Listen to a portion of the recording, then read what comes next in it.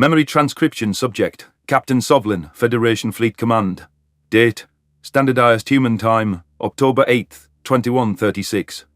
No matter how often I replayed the Ark's words in my head, I couldn't understand why the Terran observers would trust them.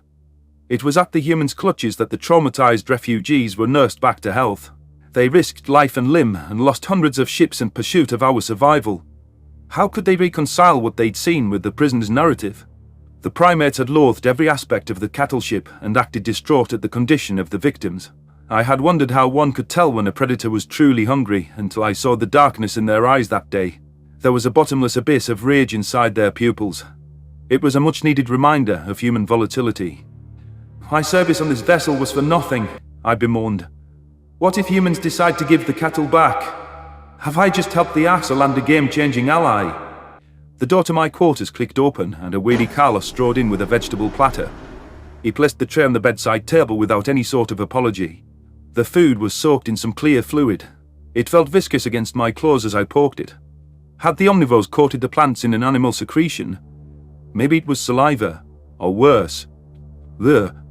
Why the fuck are these vegetables wet? I snarled, with as much hostility as I could muster. Disgusting.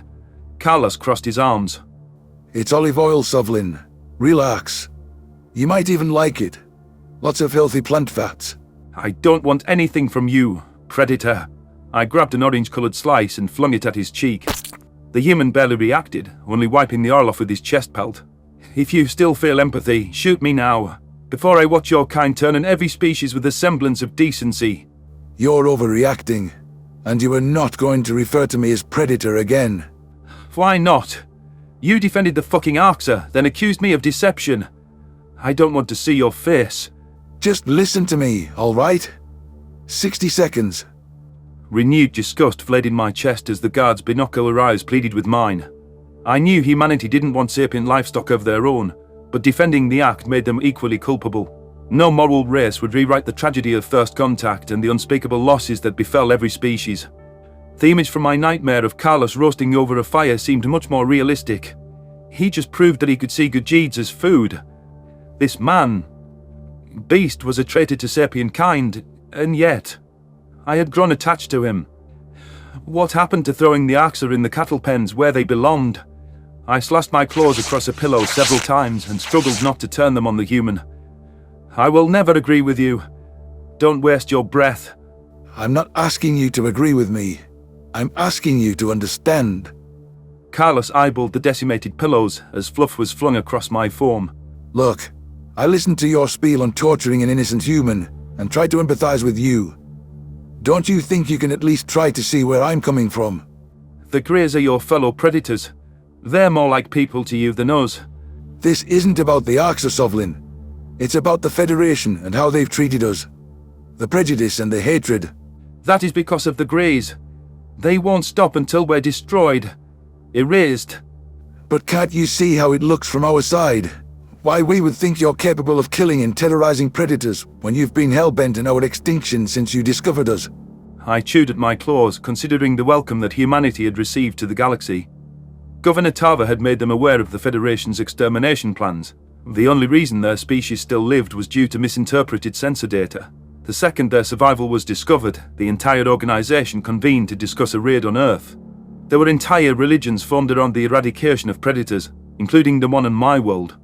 Most individuals the UN tried to contact rejected the idea that humans could be civilized. This was typically due to the belief that their ilk were incapable of empathy, cooperation, or basic bonding. My experiences proved the error of that prior research. In Carlos's pause, I would definitely resent the Federation. Maybe it would seem within the realm of possibility that we had done a similar thing to other predators. I guess. But I know better than to believe in Arksa's lies, I growled. However bad you think they are, they're worse. The human lowered his eyes. I'm not saying Koth is telling the truth. I'm saying he could be, because I know how much you hate our existence. I'll believe whatever the evidence says. Then I'll help you prove it wrong. Only because I'm sorry for what the Federation has done to humans.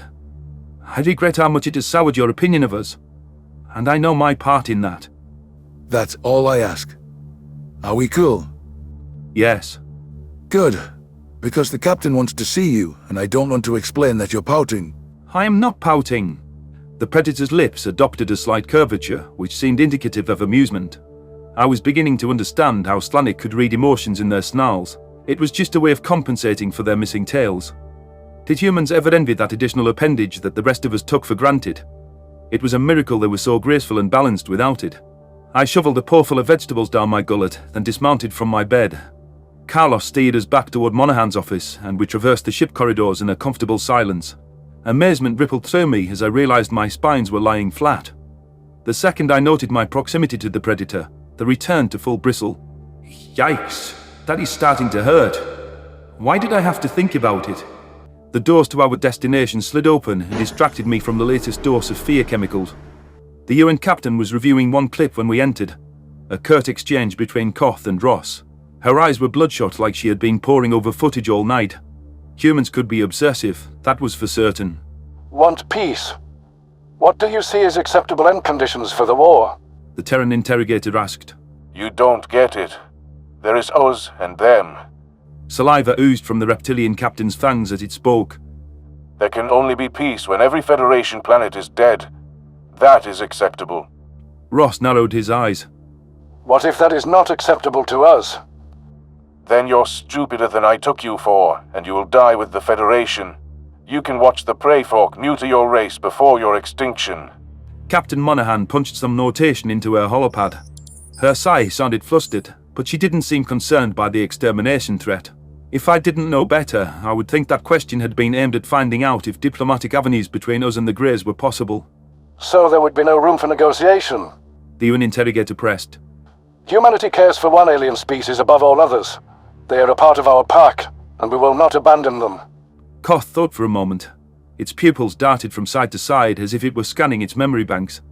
The cold intelligence on display was appalling, and the Terran's reckless divulgence alarmed me.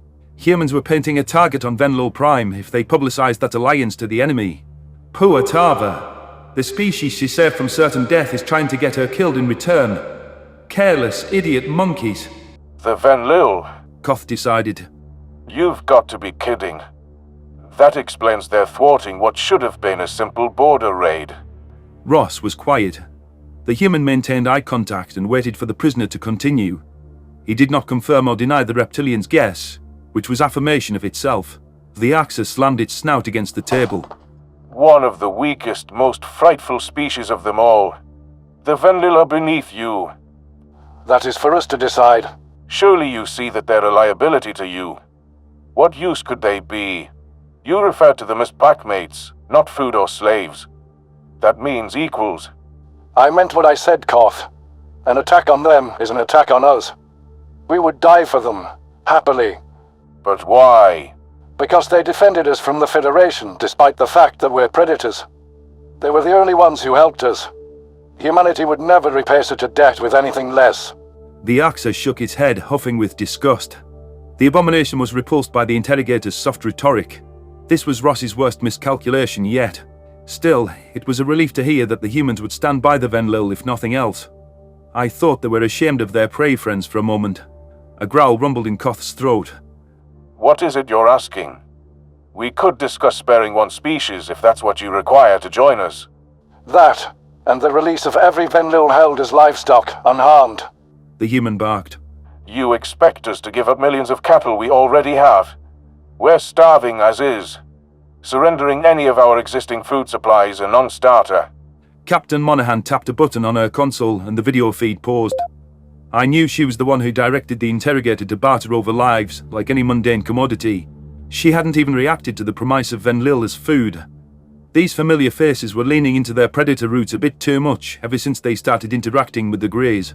Fortunately, this foray had gone nowhere. That last statement sealed the finality of a diplomatic impasse. The Arxa would never part ways with their precious quarry by Koth's own admission. Regardless, the offer to spare the Van Lille further harm was empty talk. The Predator would say whatever it thought afforded the best chance of escape. Would the humans abandon this folly now? It was insulting that they would even pose such questions. Monaghan sighed. Well, it's a start. The Federation said the Greys were incapable of negotiation. You're negotiating on whether your best friends deserve to have their pups tortured and hunted for kicks, I spat incredulously. Sovlin, you are out of line. Carlos tugged at my scruff, which snapped my attention to his flabbergasted expression. She doesn't answer to you. You said it yourself. It's all right. Monahan growled. If we rescue every enslaved Venlil, I don't imagine Tava will care how we achieve it.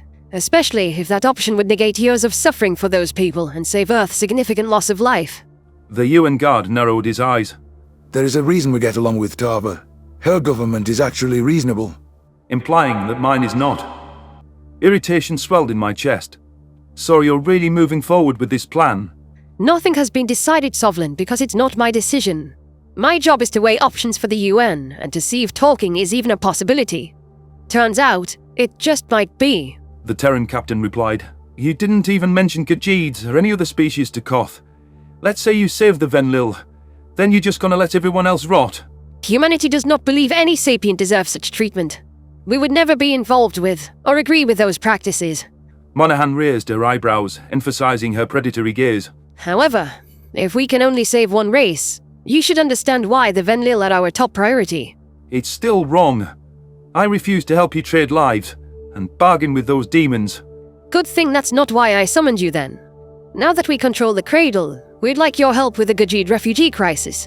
They belong with their colonies or the Federation, but it's not so simple. There was no need for further explanation from the captain. I grasped the dilemma that humanity was facing. It wasn't as easy as flying this ship to the nearest Khajiit colony and dropping them off. An inbound Terran transport would draw shoot-to-kill missile fire, no matter how slow their approach or polite their hail. The same problem would occur at any Federation outpost. Using the Venlil as a courier may not work either. They're considered predators by association at this point. However, with the humans potentially in cahoots with the Arxer, we had to get the Khajiit refugees out of their custody at once. Judging by the reaction to Koth's interview, the primates were susceptible to corrupting influences. It didn't take much to warp their good intentions and rope them into a dastardly scheme. The more I pondered it, the enemy's motives could stretch beyond escape. The offer of an alliance might be genuine, since the UN impressed so thoroughly in their early engagements. Humans had the power to decide the conflict for either side, and would only grow more dangerous with time. The Federation needed to straighten up our act and make sure the Terrans stayed in our corner. I had to do whatever was in my power to convince our galactic allies not to follow Khajiit mistakes. Antagonizing Earth made the Child Eaters look more palatable, even to noble soldiers like Monahan and Carlos. Adding a second predator to the Arxer side would turn this war into a demolition. Then we contact both my people and the Federation, I decided. I still have some sway. Monahan grimaced. How do we speak to your people? Your settlers might need to relocate. We don't have the resources to protect this region long term. I'll tell you how to reach Khajiit government channels. If they still exist, that is. Be warned, they probably don't. The last I heard, the designated bunker was looking shaky. Carlos rubbed his neck anxiously. Doesn't your Prime Minister hate us? Perry had a change of heart. She would be a useful witness with the Federation regarding this whole debacle. Short of that, I'm probably your best mouthpiece. You know, being one of the few surviving and well-known Khajiits. You're the best. We're doomed. The UN guard groaned. Monahan chuckled. Let's see if the PM's alive before we pronounce our political death, Romero. Look what you've got your captain thinking. Political death. I glowered at Carlos, knowing intimidation would have no effect. Thanks for the vote of confidence. He flashed his teeth. No problem. Whatever the Terrans might think of my reliability, the remnants of the Khajiit Union needed to do our part. Right now, the Venlil were the only incentive for Earth and her citizens to risk their hides. That needed to change before it was too late. I was going to impress upon anyone that would listen that humans were a species worth saving, even if we were saving them from their predator selves.